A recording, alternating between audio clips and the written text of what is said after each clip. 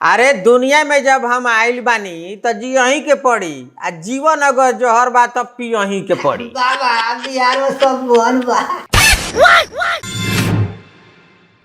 ए ओना अंदर कहाँ है? इतना बड़ा लाइन नहीं दिखाई दी।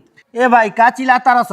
बाबा के देखावे थोड़े आल बानी, बाबा से भेंट करे आल बानी, उनको शुक्रिया अदा करे आल बानी। सास तोहर मर्द के अपन मुट्ठी में रखे के चाहता। एकदम सही कहतन रउआ। बाबा रउआ आशीर्वाद से हम रोडपति से करोड़पति बन गनी बाबा।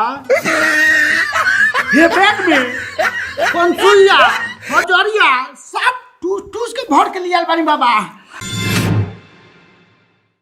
आज से तू वो अपन पतोहिया के बेटी ऐसन समझी ह, तभे नु तोहरा के माई जैसन समझी। अरे ताली दोनों हाथ से बाजेला, आ गलती केकरा से ना होखेला। आ जब बेटी के गलती माई माफ कर देवेली तो पतोह के गलती सास ना माफ कर सकेली का?